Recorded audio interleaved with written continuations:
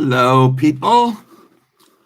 Okay, so before I go on to talk about the farm, which I will soon, ish. All right, I'm just gonna backtrack a bit. So, the part of the way my attitude towards sexuality was shaped, obviously, was through my family, my parents, and so first of all, my mother and stepfather were swingers. I didn't particularly try to hide it, although they never actually sat down and talked about it, like, hey, this is what we are into or whatever. But they would just let little comments drop. So first of all, I was at a party as a child in Sausalito, and I guess I was overstimulated. And so I went into my mother and stepfather's bedroom, which was dark, no lights on. And I just kind of hung out in the dark. And then some woman saw me there and must have probably felt sorry for me or whatever, and sat down and started talking to me. And then gradually more and more people started coming in and hanging out, whatever. And then my mom said, I know it's not fair, but because you started this dark room thing first, but would you mind going to your room now? So I'm evicted from the party. I go to my room. And then later, I'm like, well, what was that all about? And she's like, oh, well, a couple people started having sex in there. So, uh, okay. So I'm starting to get the idea. And I remember another time my mother said to my stepfather, if things start, we're hanging out with people, and things start getting sexual, you should grab so and so's leg. So yeah, I don't think they went to like the swing clubs and did stuff with strangers or near strangers. I think that it was within their larger circle of friends. So she had told him who she thought he should grab onto if a situation arose. And of course, it was a woman, a married woman, but at that. Anywho, when I was in Hawaii, well, I remember she said, I don't want to go to such and such place because so and so hangs out there and he always wants to fork me, and I don't want to fork him, so I'm not going. And then the final time, the next time was so a recently divorced woman came, asked if she could stay with them for a while, and in Hawaii, they said yes. This was in Kaneohe, and so I guess the next day or soon after, they were telling somebody, not me, but somebody, a story about what happened, which was basically that she said, well, would you mind if I slept in the same room with you, you two? All right. And then she'd like, this was my mom talking. And so then she says, then she asked, do you mind if I get into bed with you? So clearly we knew where this was going, where she wanted it to go.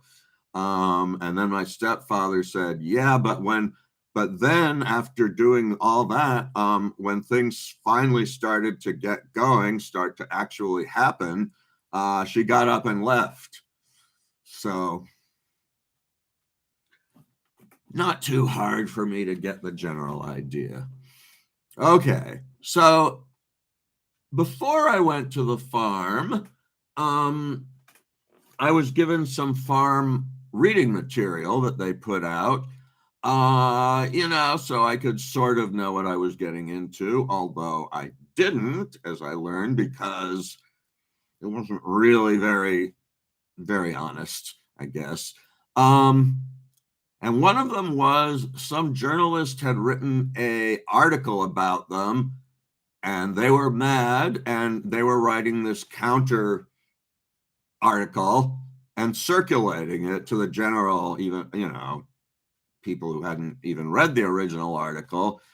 One of the things they were mad about was, so apparently, this is what I'm gathering from what I read and what I remember, a preteen girl, I don't know, 12, 11 or whatever.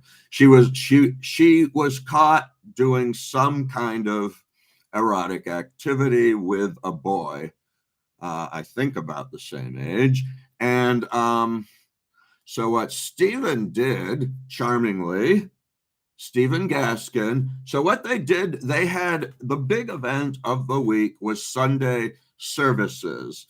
So what they would do is they would get together in a big field. Some of them would be, putting out their roaches just before they arrived. We would sit down. We would meditate silently. The only time during the week that we meditated or chanted or really did much that really could be considered a spiritual path. So then we meditated silently. So then we all chanted Om, which I was familiar with. Shivananda Place had done it, but there were a lot of people there, so it really did sound kind of cool. At this point, there were about 1,100 people living on the farm, and plus they had guests. And most of those people, the great majority of those people, would show up in this field for Sunday services. It was the big event of the week. So then they'd chant Om for a while. And then Stephen would first he'd marry some couples. Any couples that were looking to get married. I guess he was a licensed minister of some sort. He would marry them, but this was like the least big deal of the whole event. They'd come up two at a time, and he'd quietly say some words. Couldn't really hear them, and then they'd be married, and then he'd go to the next couple. So when that was over, he would give his talk. And when that was over, there would be some Q&A.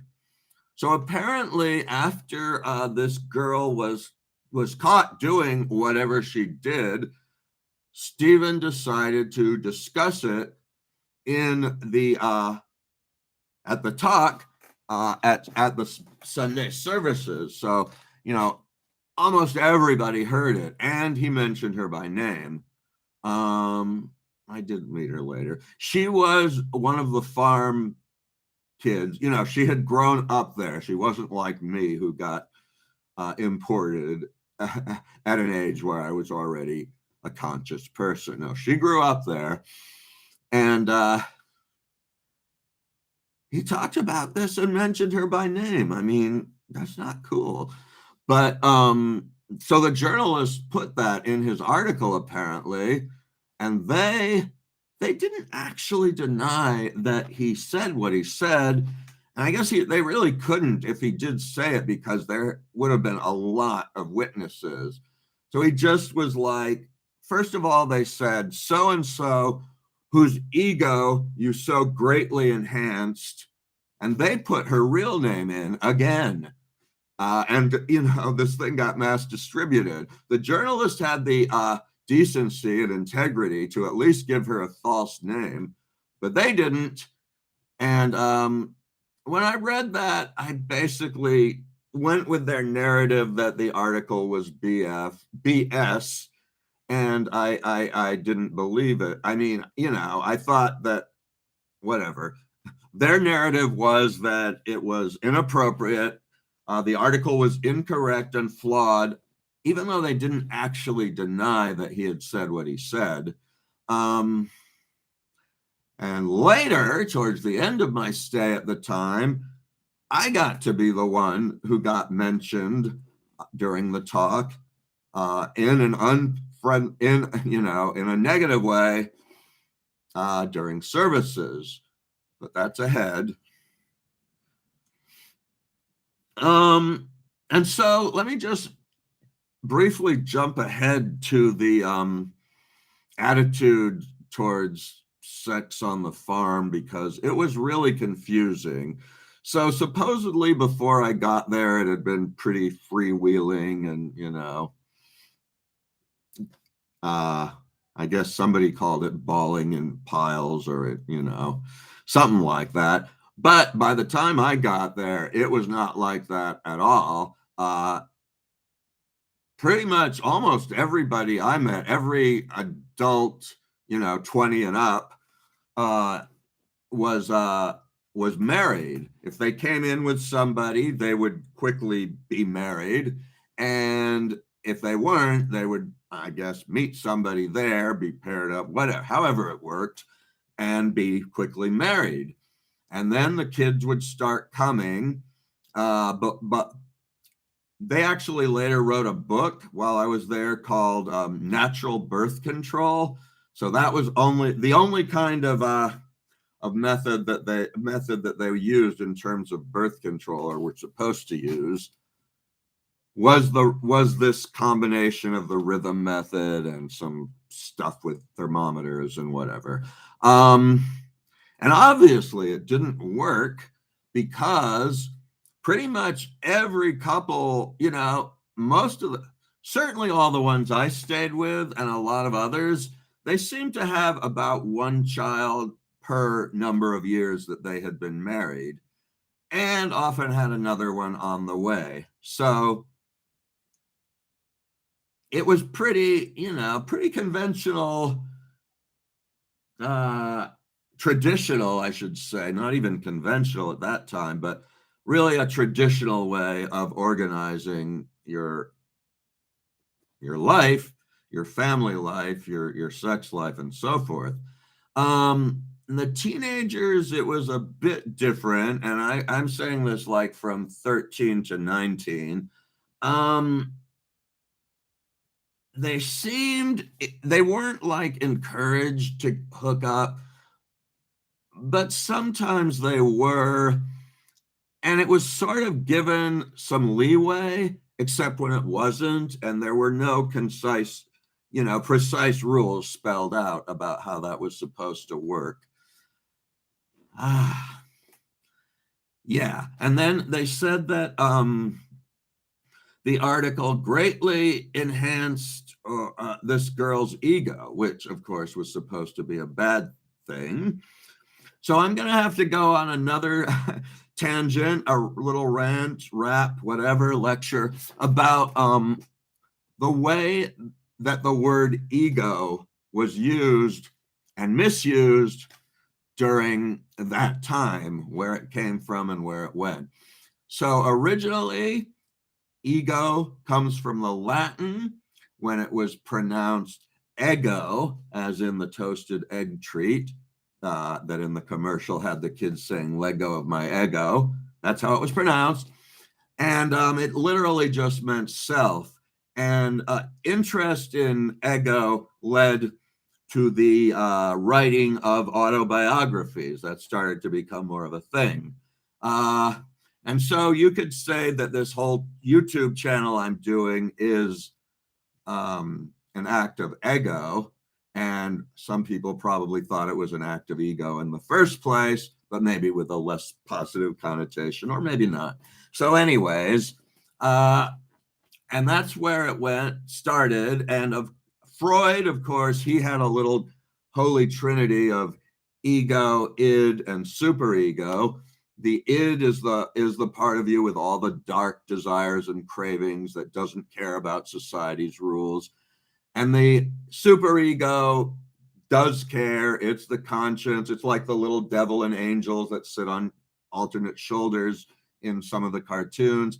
And then the ego, which is mostly what you're conscious of, is the person that's trying to balance the two and grapple with the two, really. So that's how it was used in psychiatry. And some of the spiritual, Timothy Leary and Richard Albert, who became Baba Ram Dass, were kind of involved in popularizing the word in a different way. But they were both trained psychiatrists, interestingly, and I think Freudians. Okay, so there's that. And then they were also, but in conventional language, right? Ego just means arrogant, grandiose, thinks he's so great, selfish, that kind of thing. That's how it's used in common ordinary speech in the, pretty much the recent era, and was back then too.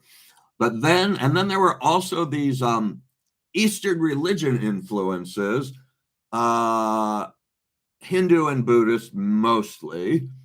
And Hinduism had this belief in what was called an Atma, which is basically the equivalent of a soul. It's this fixed, eternal thing that, as they say, water can't wet it, fire can't burn it, ice can't freeze it.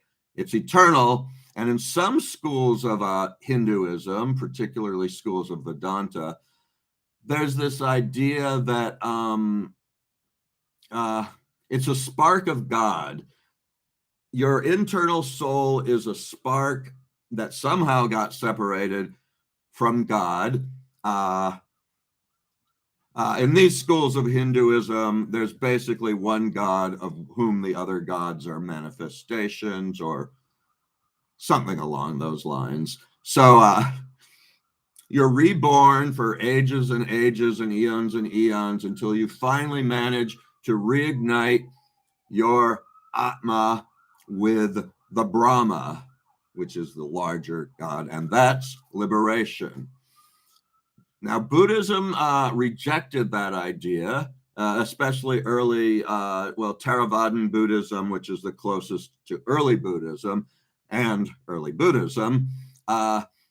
They believed in the anatma, which is no atma, which means there is no such thing as a fixed, changing, eternal soul. Because they didn't believe that anything in this universe basically is eternal, or at least that's how the Theravadins teach it, and that seems to be mostly what the Buddha said. So in Anatma, you're not supposed to actually get rid of the fixed self, because there's no fixed self to begin with. Your entire self is temporary, and it's also not separate from the world around you, which there are nuance. There's reasons for that I won't get into now.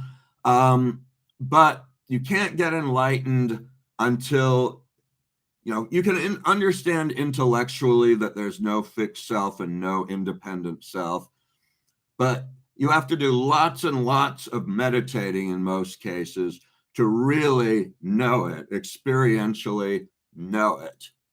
And that is, part of the goal. And you cannot become enlightened unless that happens. And then you become liberated from the rounds of death and rebirth, as you do in the Hindu system, but you don't join up with anything else that's eternal either.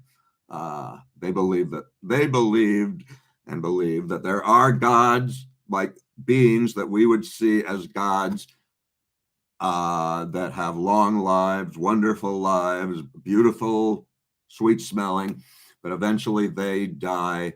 They get old, get sick, die, and are reborn like everybody else. So there's no eternal. Anyway, this being taken into the West became clumsily associated with our word ego. And so, and considering that these people were taking a lot of drugs, and then you get people like Timothy Leary and Baba Ram Dass. By the way, Ram Dass is basically the one of the few gurus that I think was actually a decent guy, even if I don't agree with everything he said. So then they took this and said, well, the way to get rid of your ego, to, you know, just make your ego cease to exist, is to take a lot of psychedelics, especially LSD, but others as well. And Timothy Leary he and his friends they would drop LSD, pretty large doses, and they would read, one of them in the group would read the Tibetan Book of the Dead out loud, which starts with the line, "When the clear light blooms." And there was a form of LSD called clear light. So this all got kind of mashed together in an inarticulate mess. And this became a really good way for cult leaders to gain control. People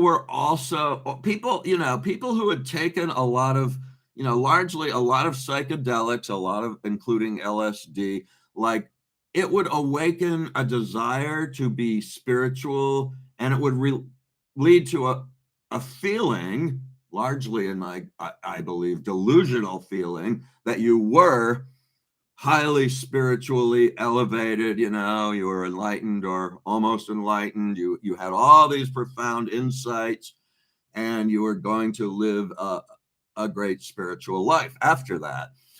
And then it would wear off, and you'd be kind of depressed, and you'd be dealing with the fact that the world has concrete and gravity and weather and rent that you need to pay and all of that sort of thing.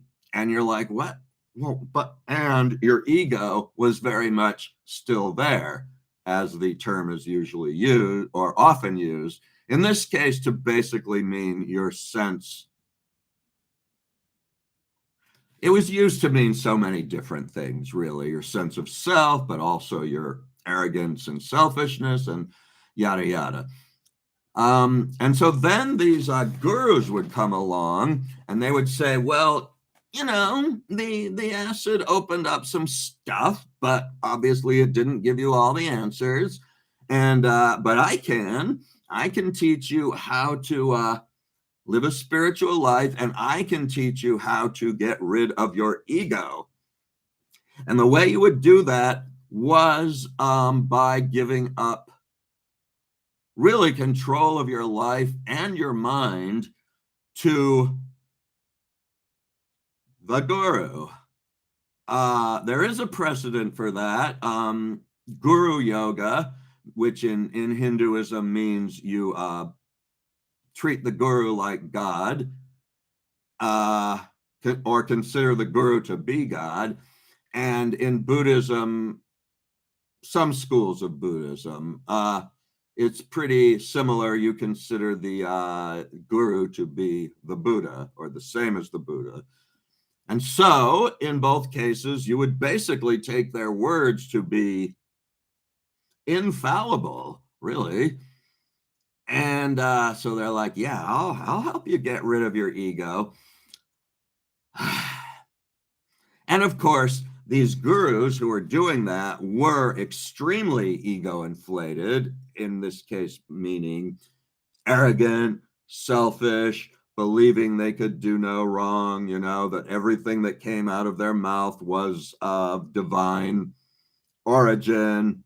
Whether they they could say that they were a prophet or a messiah or a guru or what else? A Buddha. There were a lot of different or enlightened. There were many different permutations of that.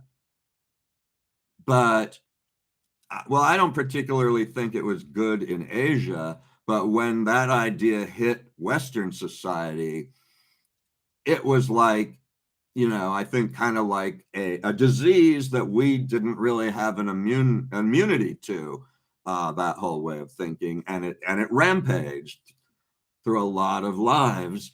And yeah, like the mid 60s to the mid 80s was the golden age of gurus. Like it was a gold rush from India, but also from elsewhere and within the US, all sorts of people. It was like anybody. Usually they would be an older man, middle aged or older, with a beard, a father figure. Often there'd be a female who actually did a whole lot of the grunt work, but the man would be the figurehead. And the kids, yeah, I think they were seemed like they were looking for a substitute for their parents, whom they'd rejected, and took on a much more structured life than they would have had to had they just been straight and gone with mainstream society. So that is that, and there was a whole lot of that going on the farm, let me tell you. That's why I had to spend so much time explaining it explained the farm, and a whole lot of other cults had that going on as well. The farm called itself a commune. There were a lot of communes around in late 60s, early 70s, many communes. And I didn't really realize till much later that this is basically what's known as utopian socialism. There was also the phrase anarcho-communism. And like there was this whole thing called the Paris Commune, which was a complex revolutionary movement that practiced some form of socialism. And the Children of God claimed to practice some form of socialism, and the farm claimed to practice a form of socialism. And in both cases, spiritual socialism, though. And there have been spiritual socialists, communists, anarchists, as well as the atheistic ones. Okay. So now I'm getting on the Greyhound finally to go to Tennessee. I recently read on a forum about the 70s. They said, yeah, parents neglected the kids a lot. You realize they let them go on Greyhound buses alone for hours? And I said, hours? I was on those things for days. And this was the first time I was, I'd taken a long Greyhound with my father, but this was the time I was on a long Greyhound trip alone.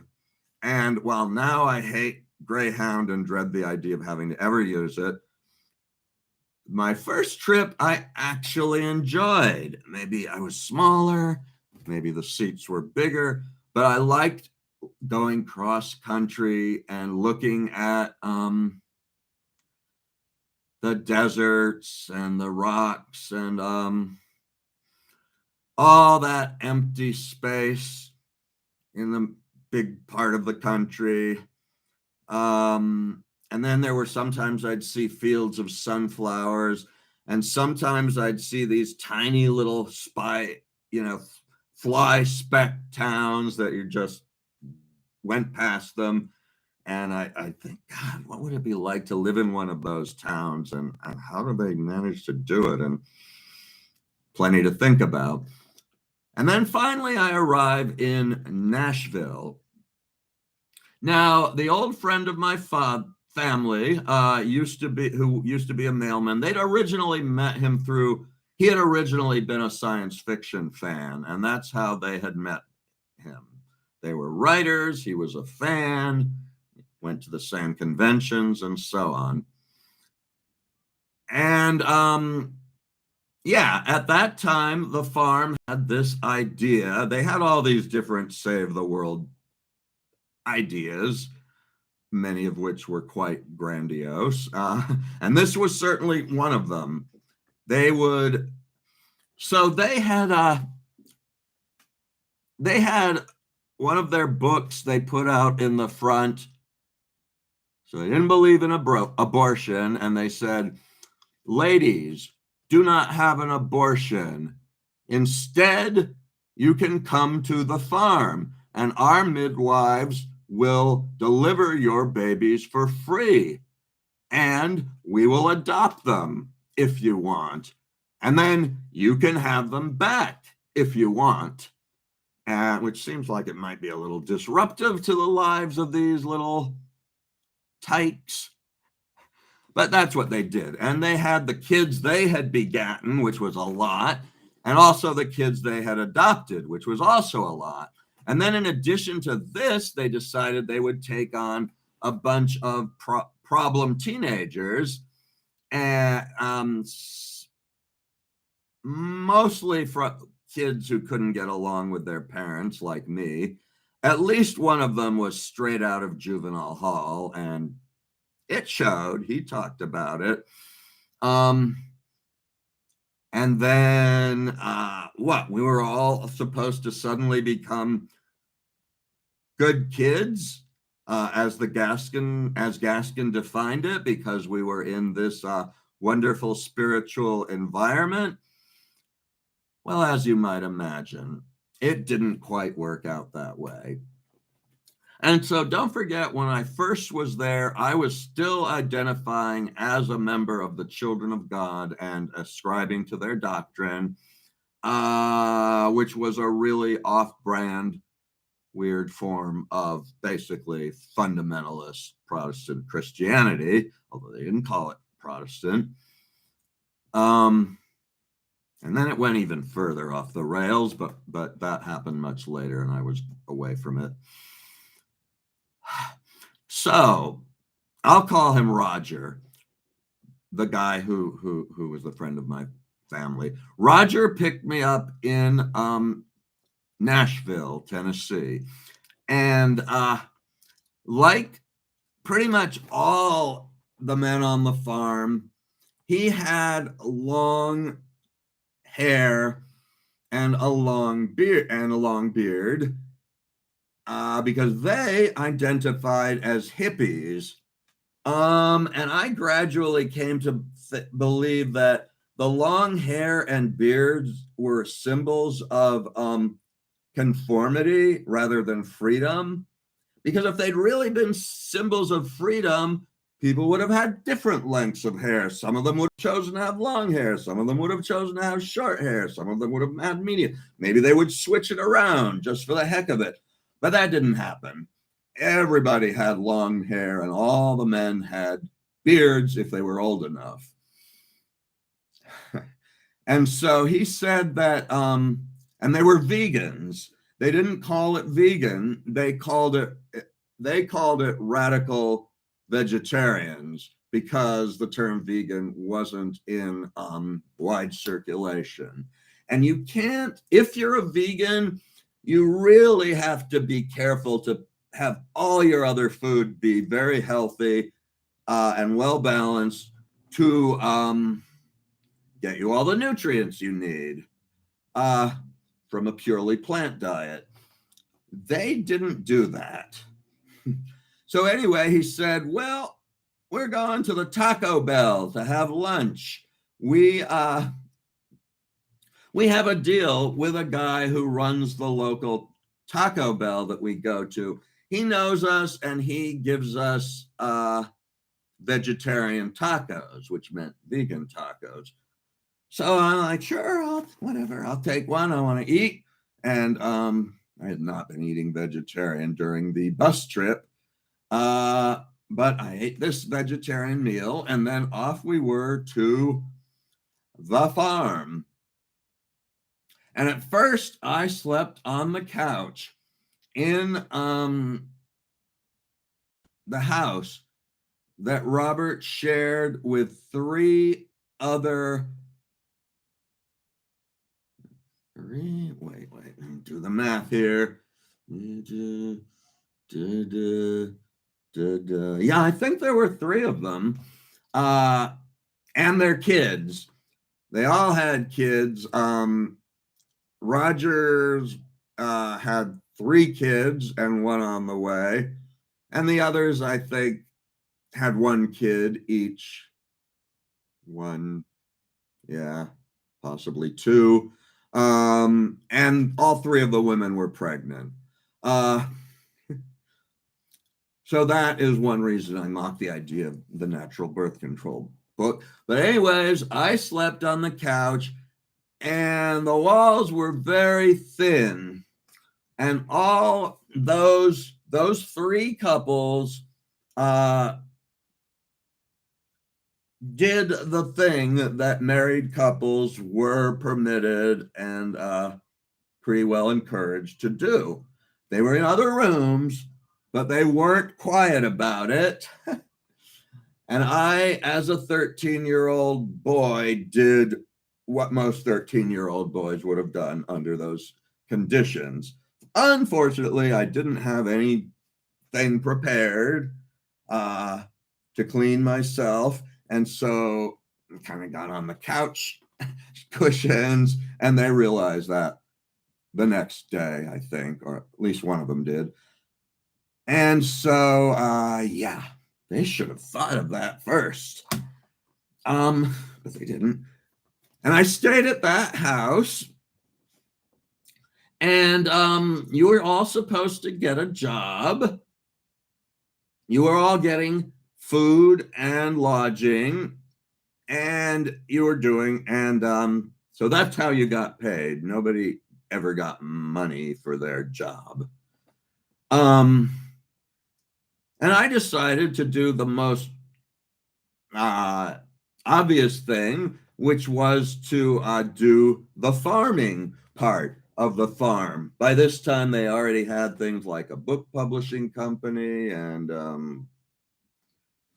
some other stuff. But I went into the actual farm, and as a result, when I read about farm workers, I'm kind of sympathetic because I know how big those bushel baskets are and what it takes to get one of them full. And of course, farm workers don't get paid by the hour, they get paid by the bushel. So they don't even really get enough money to be worth it until they learn how to do it quickly. But it didn't really matter to us because we weren't getting, didn't matter to me because we weren't getting paid at all. But being on the farm crew did at least get you first shot at like fresher vegetables and stuff. So that was one advantage. The main thing I picked was squash, butter squash, yellow butter squash. And the leaves are prickly. I learned to wear long sleeve shirts. Leaves are prickly. They grow fairly close to the ground, and I can never see them in a supermarket anymore without remembering them and then like measuring the size, because that's what another thing we had to do was so if you could fit the fingers of one hand around it, that was called a number one. If you could fit both hands around it, that was called a number two. And if you couldn't fit both hands around it, that was called a cull, which means it didn't have as much flavor. And so that's what we ate. And the rest we sold to the supermarket in Nashville. Yeah. So I picked squash, I washed squash, and after picking all these like organic, locally sourced vegetables, we would have lunch, which usually consisted of like packaged cookies from the store and Pepsi. So that's what they did when they realized how hard it was. Basically, there was, well, I guess there'd been a lot of that thought going around. They thought that the soybean would pretty much give you all the nutrients you need. The mighty soybean which is kind of worshipped, made into every possible thing. And the rest, you didn't have to worry about too much. We did have some vegetables and fruit, not a wide variety, whatever happened to be happening seasonally at that moment. And they believed that the only vitamin that could not be provided through this diet was B12. So when anything started to seem to be going wrong, unhealthy, with health, they'd give you vitamin B12, which I'm sure couldn't hurt, but I left iron deficient. So I left anemic. They did not have their diet figured out. So at home, some people still drank Pepsi, but we didn't eat store-bought cookies. Instead, we ate homemade cookies, which wasn't much better because everybody got a ration of white flour, white sugar, and margarine. And from there, they made these cookies, biscuits, whatever, which were pretty bland, but they made up for it by not being good for you. They were just unrefined carbs and some fat. And some refined carbs, some highly refined carbs and some fat. And that was it. Recent vegans have started saying it's not good to just eat soybeans. First of all, you could start developing an allergy to them, so you should mix it up. And occasionally we have another kind of bean, but mostly it was soybeans. How I learned to dislike them. So, yes, drugs. I was still, as a member of the Children of God, we did not drink. We did drink occasionally, using the excuse of it being communion wine, but we didn't take anything else in the way of drugs, which had stopped me from, temporarily stopped me from the drug path that I was on and got back on pretty quickly. But yeah. But they only believed in organic drugs, which meant marijuana and cannabis, or hashish was acceptable, but marijuana a lot. And also mushrooms and peyote were acceptable now and again. For adults. For teens, it was different. And the reason it was different, apparently before I got there, there had been some marijuana they were growing there, and the authorities cracked down on him. And Stephen took the rap, which, okay, that was a decent thing to do. He took the rap, and he spent a couple years in the Nashville jail. And after that, it was no growing marijuana. We import it. We buy it from outside. There was a truck called the reefer truck, which was actually the refrigerator truck. They were just being cute. But some of us teens thought it was actually the truck that they brought marijuana in with. But that would have been incredibly stupid to bring it in a truck called the reefer truck. But they did bring it in unlabeled vehicles. But we were not supposed to partake in it. And try smoking marijuana around teenagers a lot, all the time, on a daily basis, and telling them that they couldn't. Just try that social experiment. They did, and guess how it worked out? It didn't. but I was going along with it for the time being because I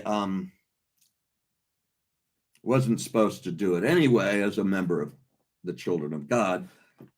And yet one of the guys who lived there, he gave me this rap about how great marijuana was and how much energy it gave him to work and so on.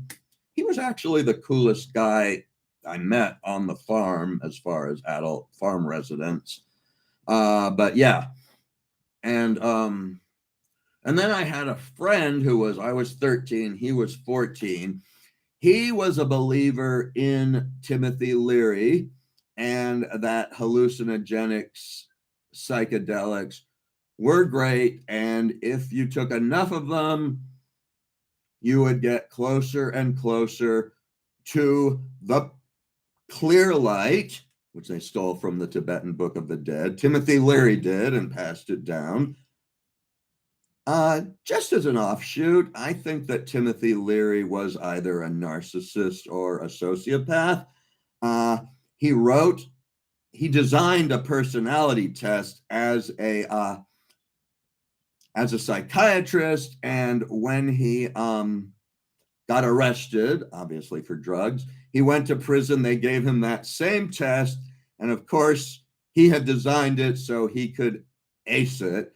And so they failed to notice what I believe he was, which was either a narcissist or a sociopath. It's a bit of a tangent, but then I guess he informed on people to get out, allegedly. So all the adults on the farm were really over Leary. They were like, okay, it's good that he got everyone to drop acid, but then he ceased to be useful. By the way, they had all taken acid, but they no longer did because they only wanted to use organic drugs now.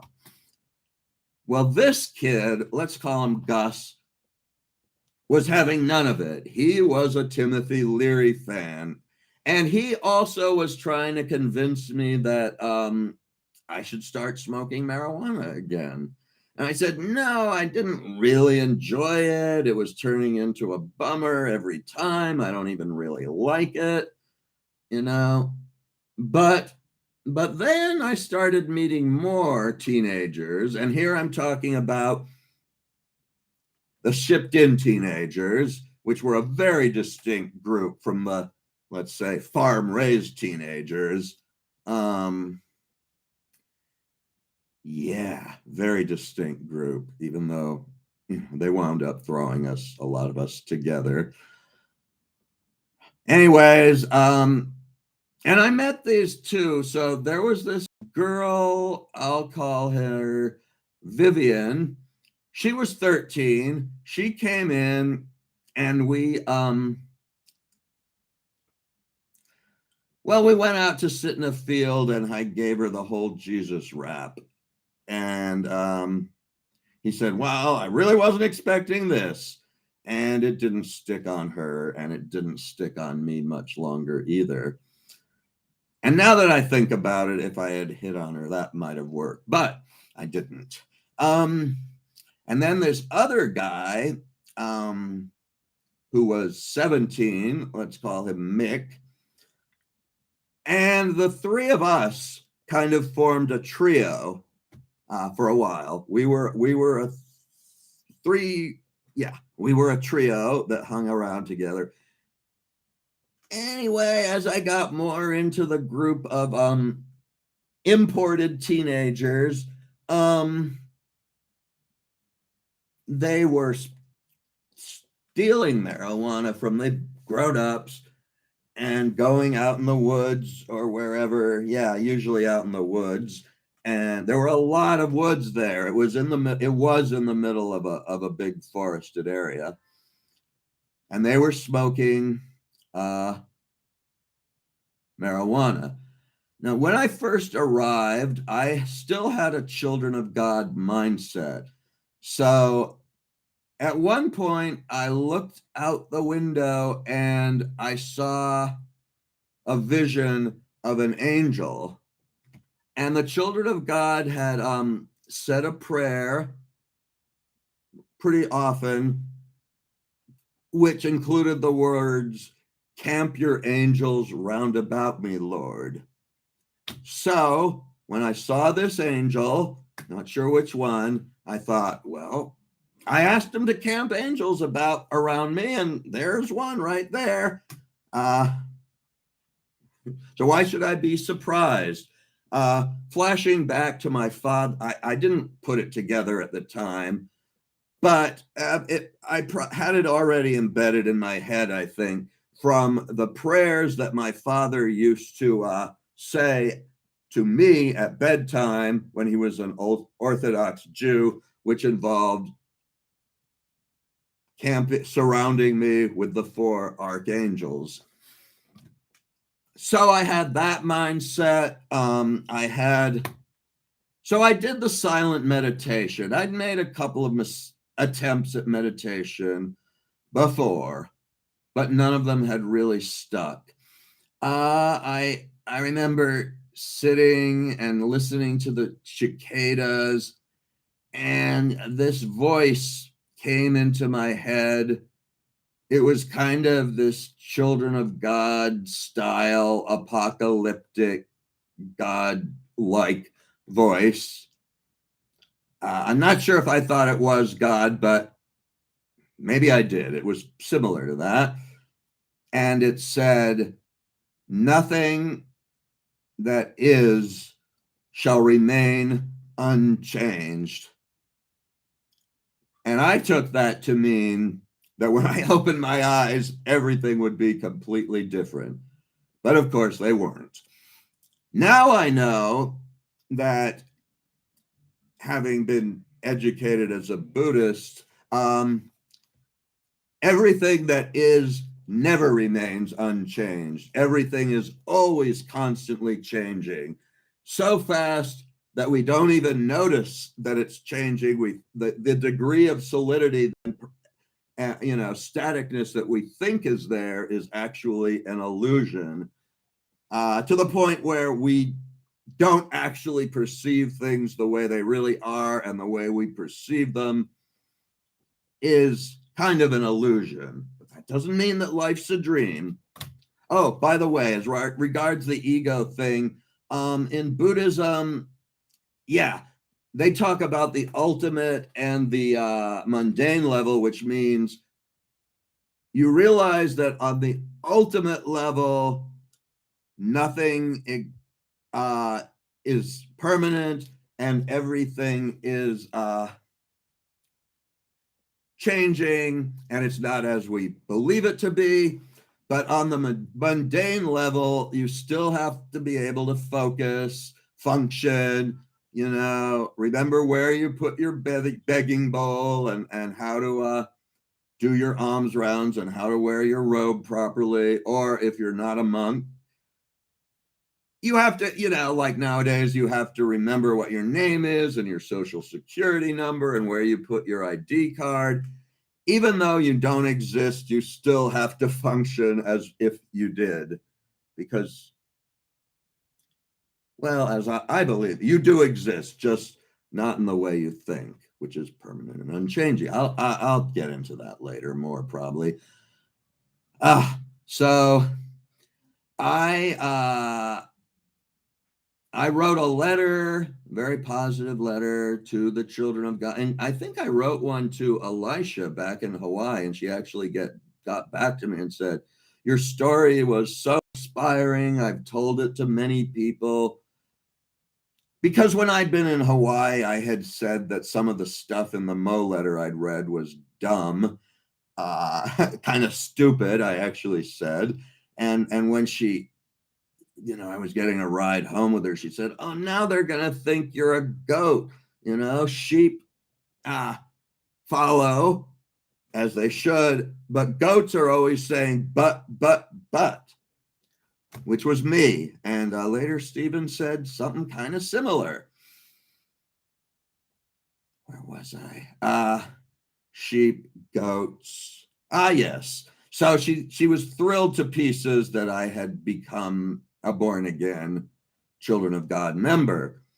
And they even sent me a Mo letter previously, Moses David, this was when Ford was running against Carter, and he said, America has one last chance to be saved from God's wrath, and that's to elect Jimmy Carter. But they won't, because they say he's too religious, and by that they really mean he's too Christian.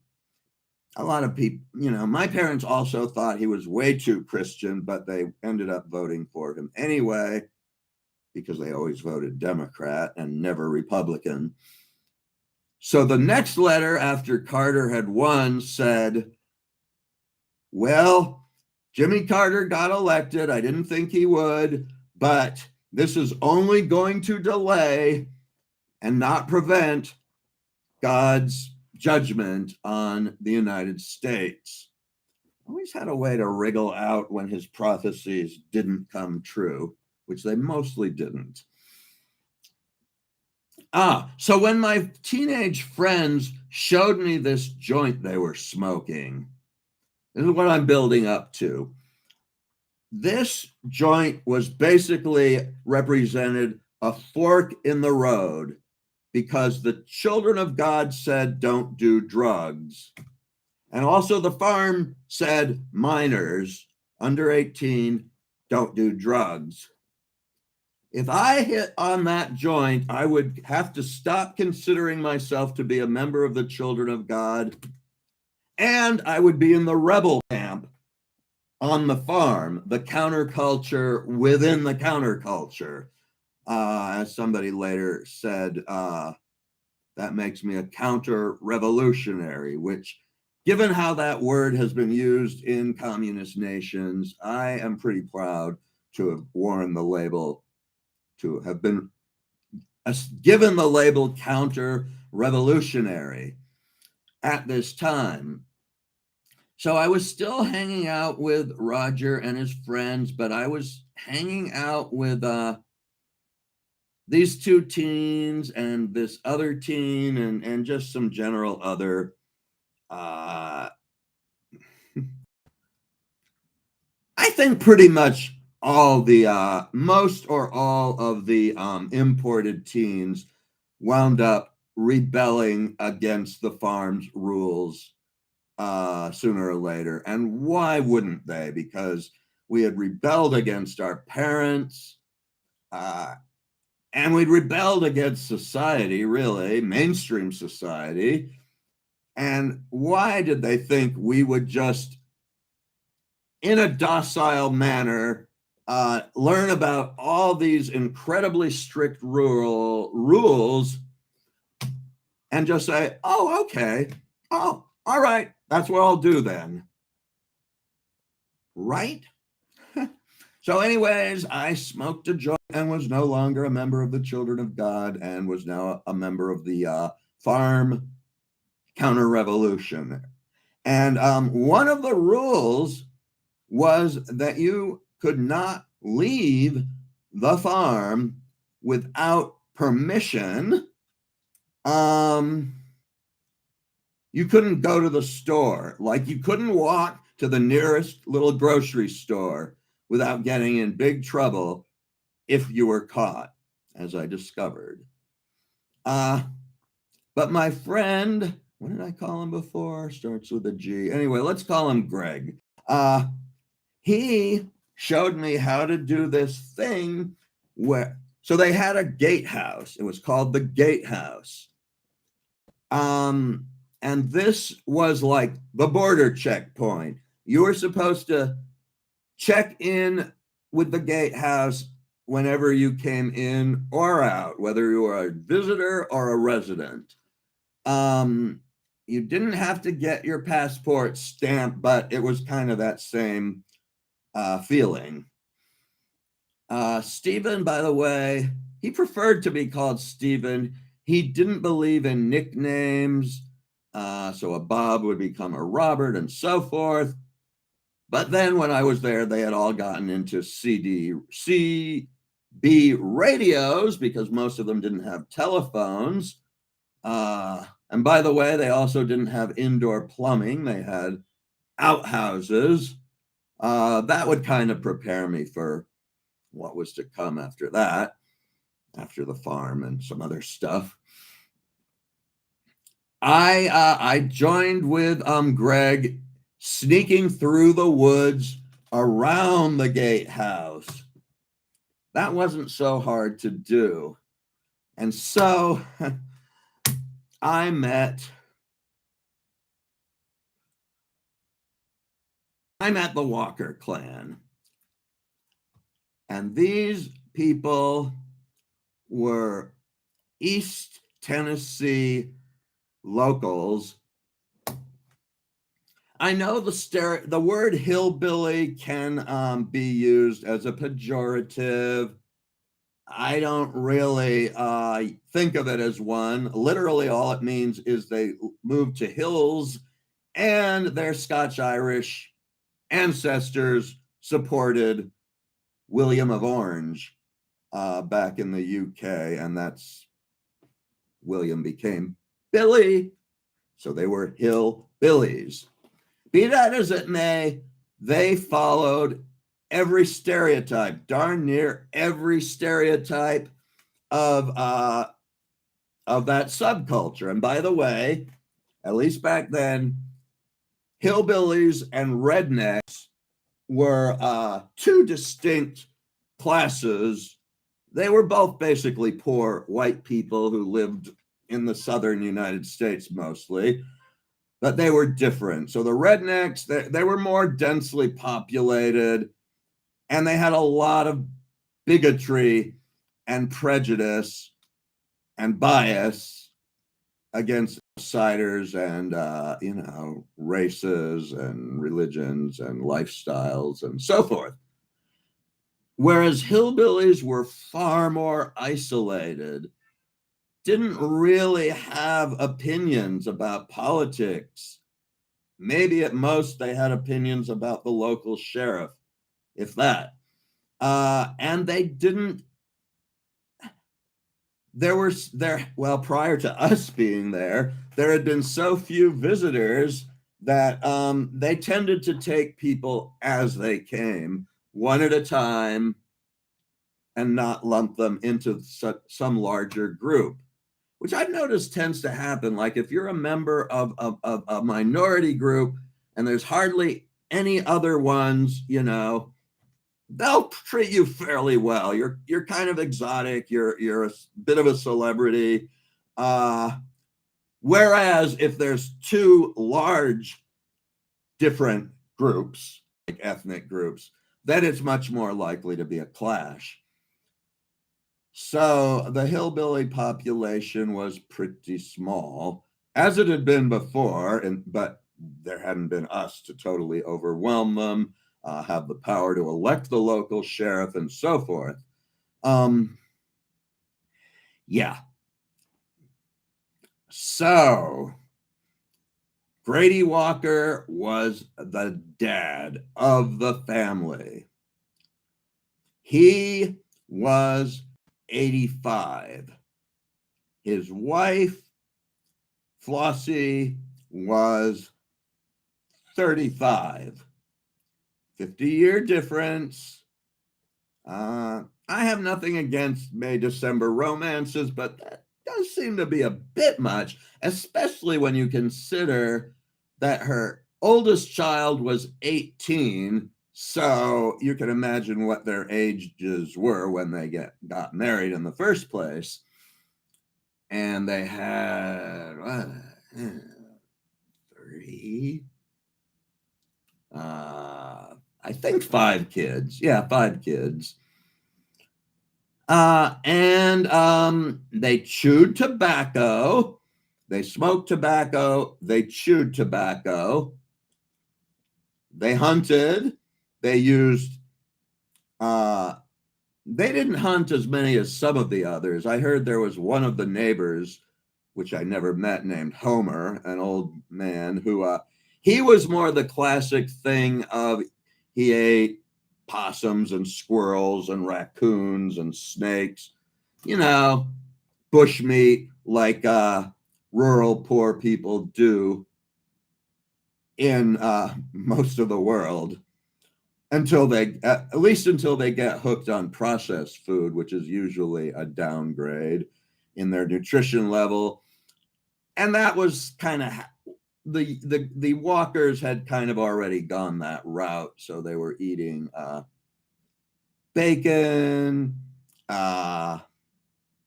Kool-Aid, fried bologna. um Most people, I live in California, most people, if they've even ever heard of fried bologna, tend to think of it as like a white trash food, which, in the broadest sense of the word, which I think is a very classist and also subtly racist term. By the way, in the early part of the US history and fairly long into it, wealthy white people did not consider poor white people to be of the same race as them. They literally thought they were a different race, a different breed, almost a different species, and sometimes. Anywho, they had these hillbilly habits. But if you think that fried bologna doesn't sound very good, you haven't lived on a vegan commune. When they had 6 kids, sorry. Yeah, when the 12-year-old girl fried me up some bologna, I was in freaking heaven. So they also had milk, and that was good. It was fresh from the cow. Literally, on one occasion, they squirted it into my mouth from the cow. It doesn't get any fresher unless I would have actually sucked it from the cow. I didn't. There was some air. It traveled a short distance. And they grew cantaloupes and ate them with salt. So I basically did, and they drank moonshine. They gave the kids really low doses mixed with other things. So I don't think I ever got drunk with it, but I did get it a couple times. And I didn't eat, neither of those times did I really know it was coming. I think maybe the kids mixed the concoction themselves out of, probably dad's moonshine stash. So one time the moonshine was in some milk that they gave me. And a second time it was like cheap wine. So I'd already tried wine. I'd already tried Mogen David wine, which to an Orthodox Jew is wine. It's pretty much the only wine they can drink. But to people outside of that world, it's considered wino wine. And, it says MD 2020, which stands for Mogen David. I later learned people on the street, especially winos, call it Mad Dog 2020. Well, that is what grape Kool-Aid with moonshine tastes like. And it wasn't bad, actually, to me. Chewing tobacco wasn't bad. I learned, of course, to spit it out like a proper Southern boy, I guess. And I didn't really like cigarettes smoked. I tried them, except once when I was already stoned and got a hit of menthol off a menthol cigarette, and it was like, oh my God, this is delicious. That was on the farm. So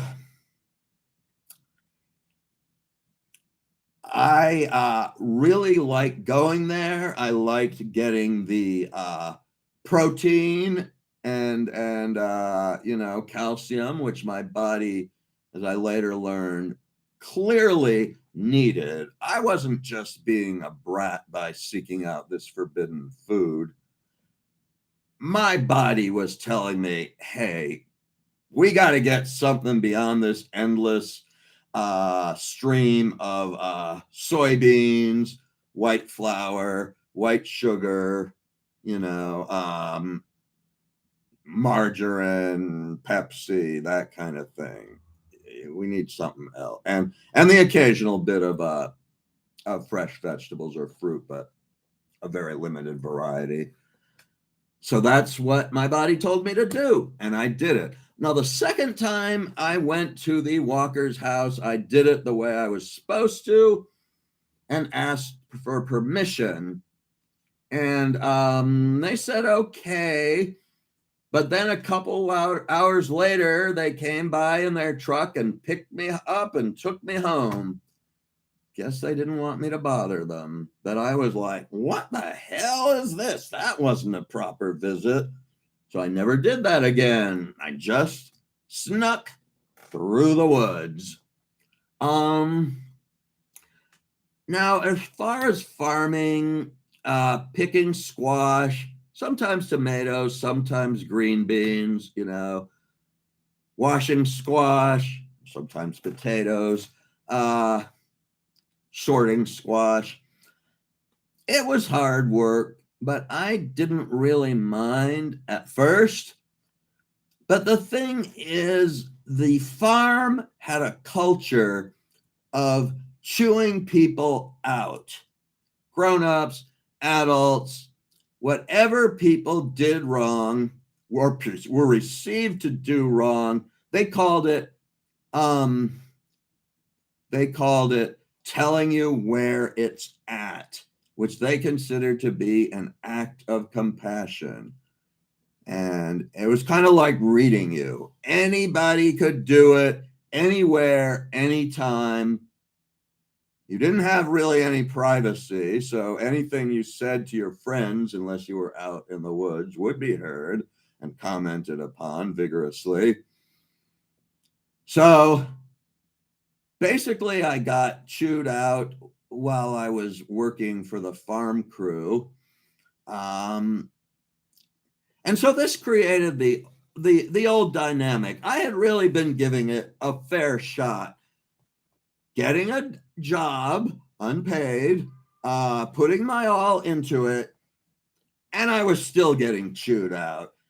So why bother to continue to do all that? So I kind of stopped doing all that, finding it more fruitful to go off the farm and seek alternate sources of amusement and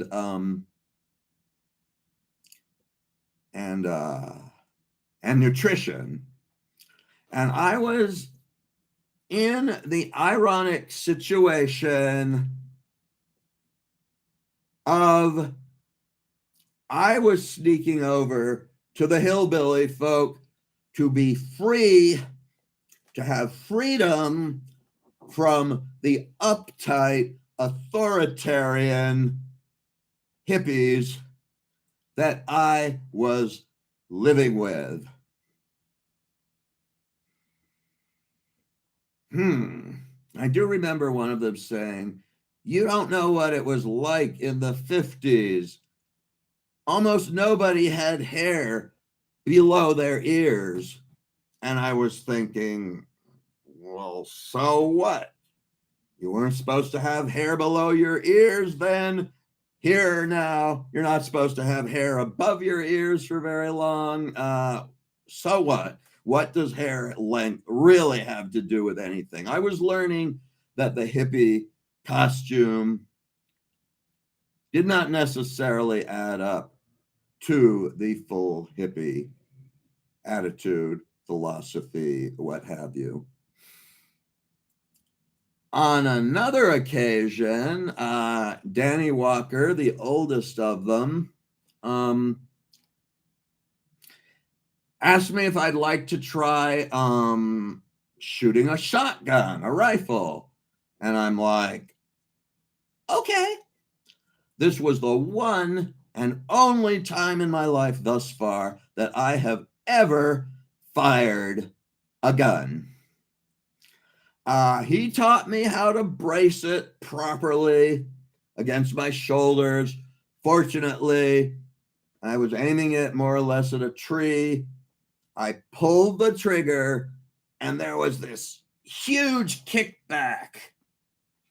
And I would, I was then realized, realized about Newton's law that for every action there's an equal and opposite reaction.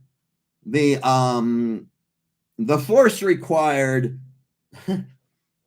to fire that bullet that distance produced an equal force that went into my shoulder. It didn't hurt, it didn't harm me. And then Danny just fell over and started laughing and laughing. And I said, "What's up? Well, what's so funny?" And he said, "I told you it was a such and such number bullet, but actually it was a such and such number bullet." And I'm like thinking, you needn't have bothered to play that practical joke because I don't know the difference between bullets anyhow. But that's okay. It was all in fun. So on one occasion, me and my two closest friends, oh my gosh, what did I call them?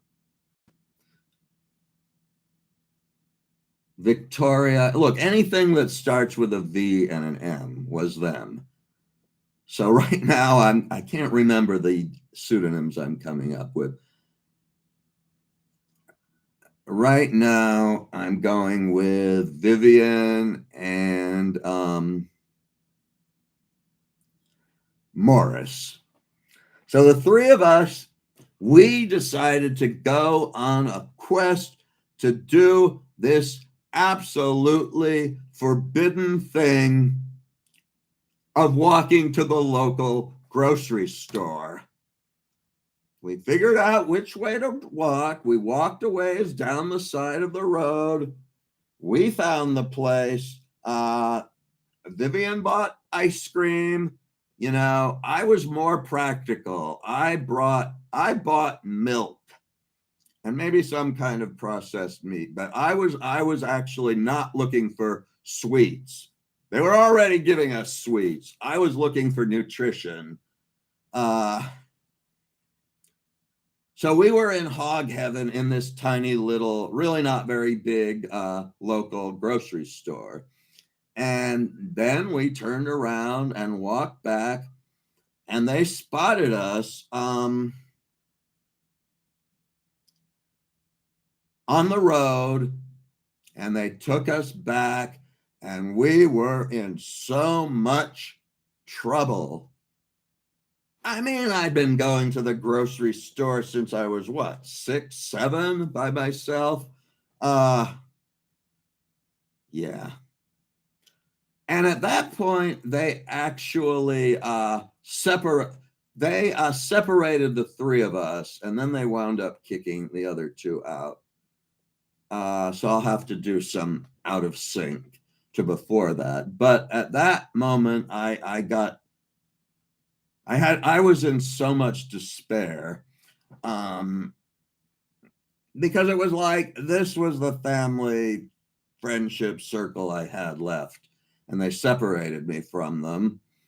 And I picked up a length of rubber hose and tried to strangle myself. Now, I'm sure that in the back of my head, I knew that this was not actually an effective way of committing suicide, because worst case scenario, I would hold it till I passed out. And when I did that, I would let go of the hose and then start breathing again. So it was more in the general category of self-harm than a real suicide attempt. But anyway, that's what I did. And one of the older one of the older teenagers saw me and he said, "You don't need to choke yourself." But sorry, I'm out of sequence. So let's go back to when I was living at Roger's house. And when I came out from, going off with my friends, they called it ego agreements. They said, you have these ego agreements with these two, I don't know, not to rat each other out or, not. And here's this misuse of the word ego again. That's why I bothered to spend so much time explaining it. It becomes relevant. My folks didn't really use the word that way. They talked about ego boo as a positive thing. My mother and stepfather, meaning everybody needs some praise, sometimes. But they didn't see it that way on the farm. They thought that nobody needed praise any of the time, but they definitely needed a lot of criticism.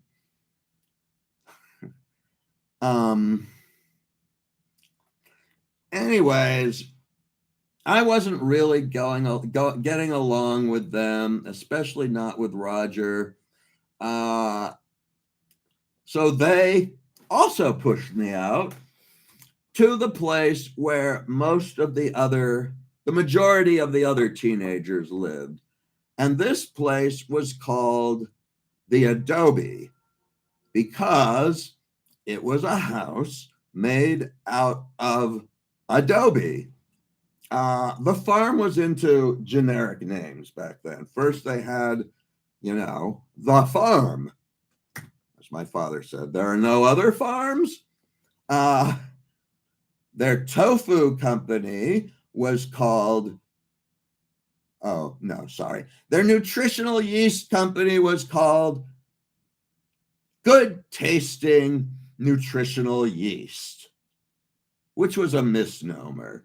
It didn't taste good, and the tofu didn't taste good. It was all not even as good as what you get in the supermarket or the health food store. It was all like soggy and mushy. They never made the tofu gel together, which I think was the original point of it, to be a meat substitute. But it wasn't.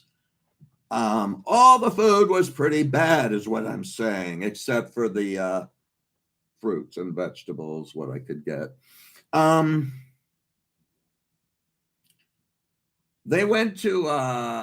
They started this group called Plenty, and they went into, they took a bus through Mexico to Guatemala to help the people out, and largely that consisted of teaching them how to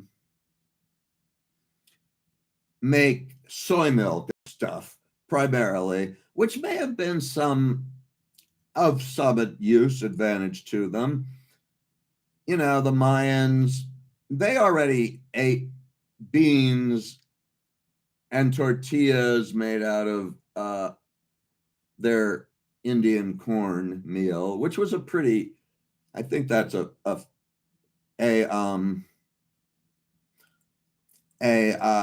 complete protein. And also sometimes, usually there'd be some kind of vegetables or something to go with it, maybe some lime juice or something. So when Stephen came back, he said, well, you all look great after being in Guatemala. You all look so healthy and so free of worms. He was right about the worms. When I finally made it to Guatemala, I came back from Central America with amoebas and two kinds of worms, but that's later. But then he brought back some refugees. I remember seeing one on the street and talking to him in the amount of Spanish I'd been able to learn in 6th and 7th grade, which wasn't much. Yes. Mayans. It was the first time I'd see Mayans. Later, I'd see a lot of them. Anyways, I heard later that when those Mayans got there, they said that back home, they could get a variety of fresh fruits and vegetables there, whereas here, they couldn't. And, somebody said we had brought in Guatemalan refugees, and they had said that they were living better back home. That should tell you something. And similarly, the poor, isolated people eating their so-called hillbilly white trash food, they were eating better than we were as well. And they realized that eventually too.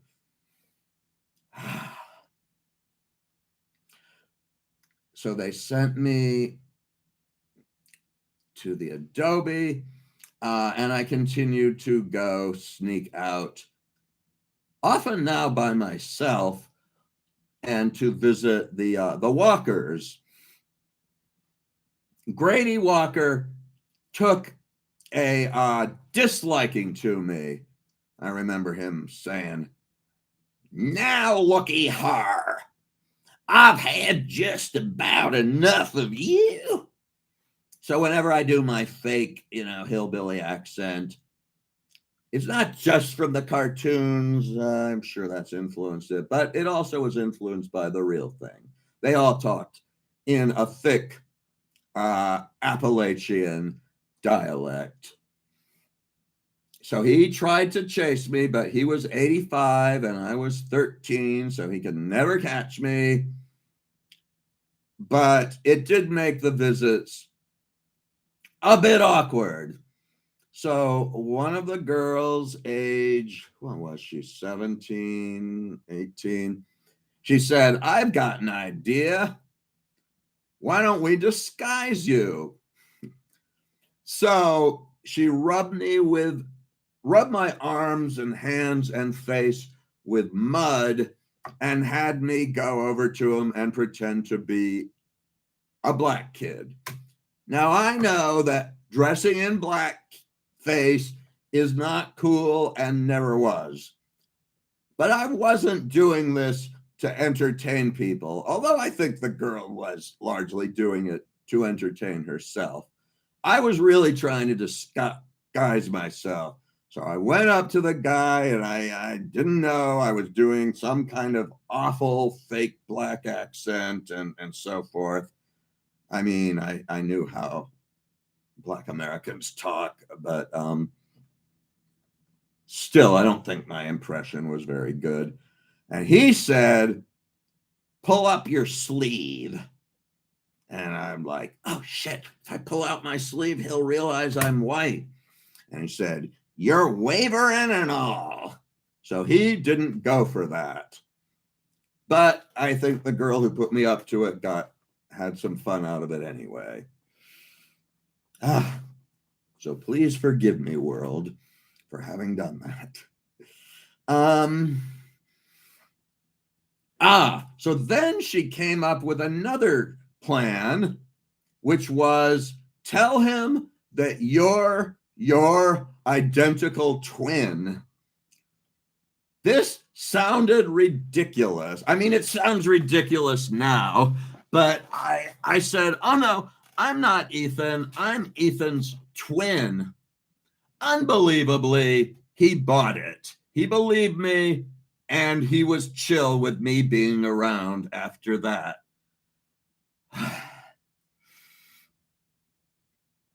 Welp.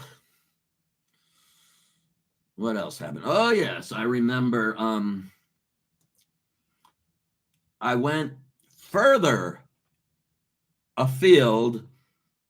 I met a tennis. I had, for some reason, somehow I got a joint in my pocket.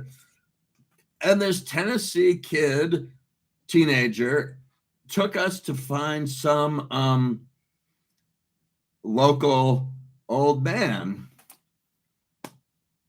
He was old, but he was one of those old guys living mostly by himself, still chopping his own wood and building his own fire. The other farm teenager decided to be a good guy and chop some wood for him. And somehow we got onto the topic of, does anyone have a joint? And I said, I do. And but I'm saving it for tomorrow. And the Tennessee teenager said, well, today's as good as tomorrow. And I'm like, good point. So we smoked it. We offered it to the old guy and he said, nah. I wasn't sure if he knew what it was, but later I realized he did. So he launched into some storytelling. I think there was something about a creature in the woods, abominable snowman type thing. I don't know. My mind was like debating, should I listen to him or should I just consider him an old man that's not worth listening to? Mostly I did the latter, and later I really wished I had done the former, because I'm sure that he had some interesting stuff to say. His eyesight probably wasn't good. He'd continue with the same story as people walked in and out of the room, probably like some of you are doing while you're listening to me.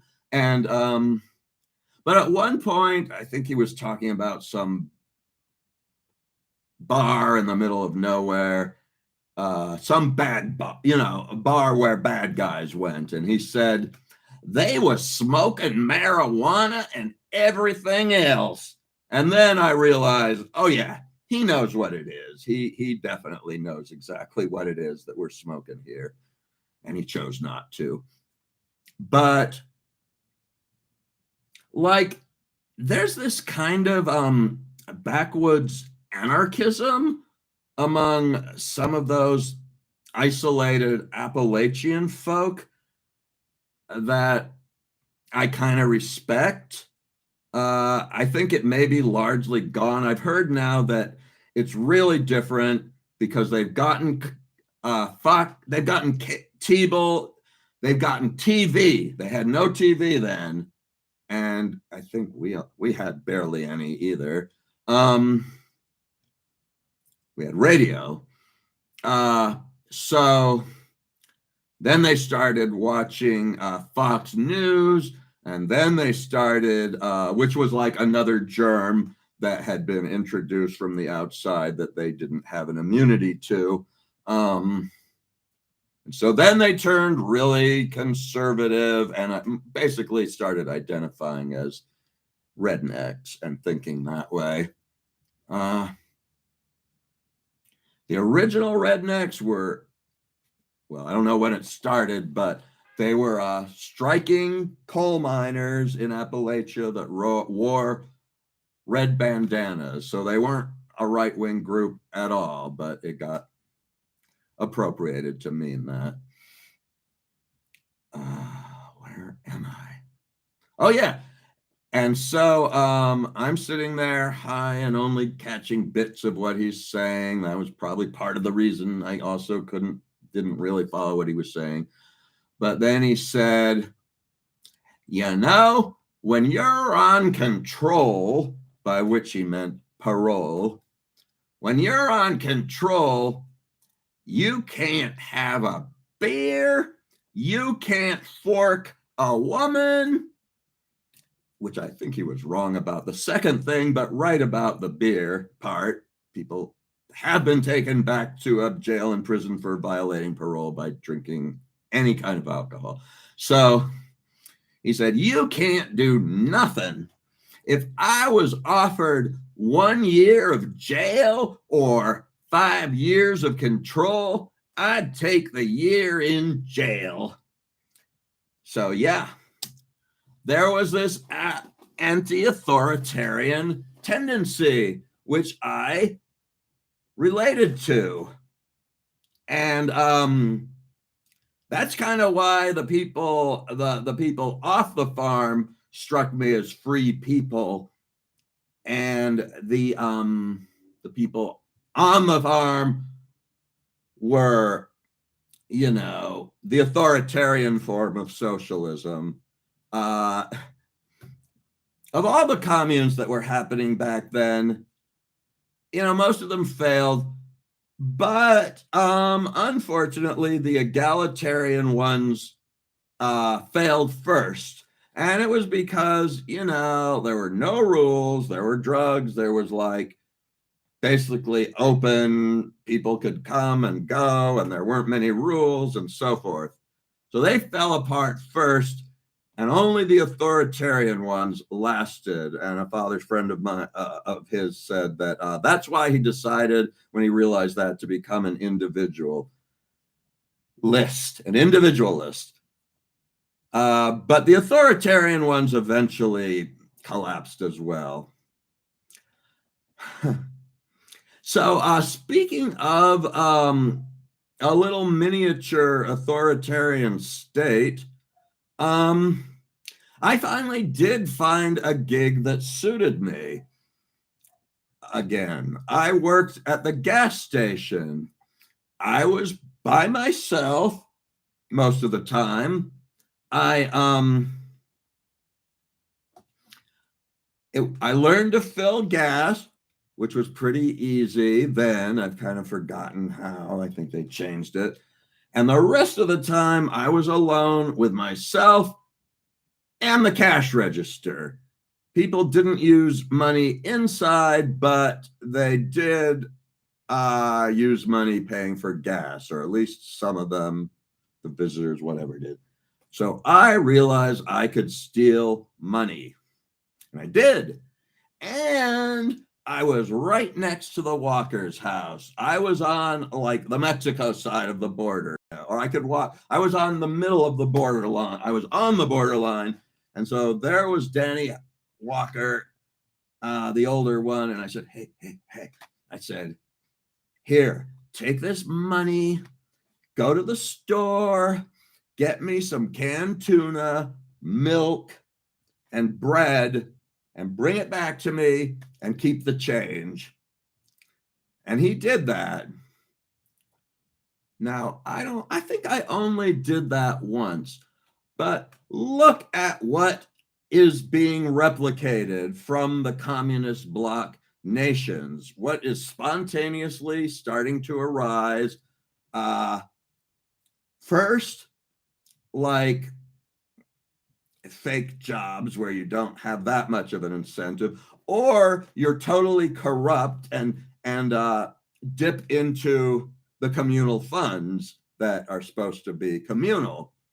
And then the second thing is smuggling goods that you cannot get in your home country, getting a hold of outside world money. Basically, that's what it was, somehow, and then getting some goods smuggled in. I didn't get so far as to start a black market, which I probably couldn't have, but I was doing some smuggling, though. Although I did eat it, by the gatehouse.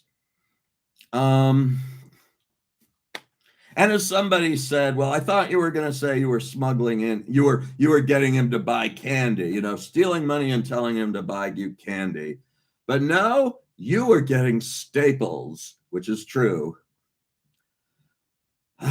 So what happened? Here, I'll give you a couple positive things. At night, the sky was dark. There were no street lights. And sometimes we'd get lightning storms, and sometimes the thunder was huge, and the lightning was so intense that it looked like daylight for a few seconds. It actually looked like daylight. Some of you who live in lightning country or have hung out in it might not be surprised, but I sure was. We don't get nearly that much. Our lightning is not that intense. And so here. So that was cool. And then Moses David had written that he was writing this wilderness survival guide. That's what my parents were making fun of, like what edible food can you eat and such. And my stepfather said, you will never have to eat edible food. There'll always be soup kitchens at worst. But really, there's no harm in having edible food. But a lot of the advice he gave was wrong. And one of them is how to avoid getting hit by lightning. I think it's true, like when you see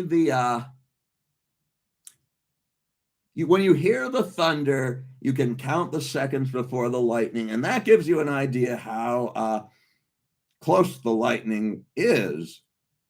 But that only works if they're far away. This obviously was very close to us.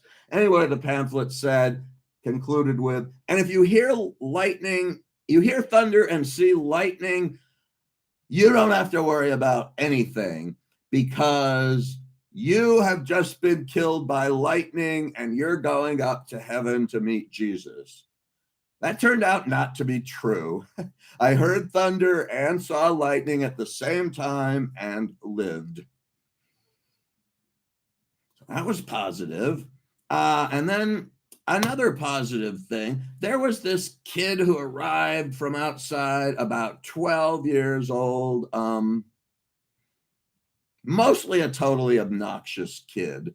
But he was able to get the horse crew to lend us a couple of ponies, and we rode around. And I have only been on four-legged beasts a few times, and mostly it hasn't worked. Either they didn't move or they just, I got totally scared being on the horse.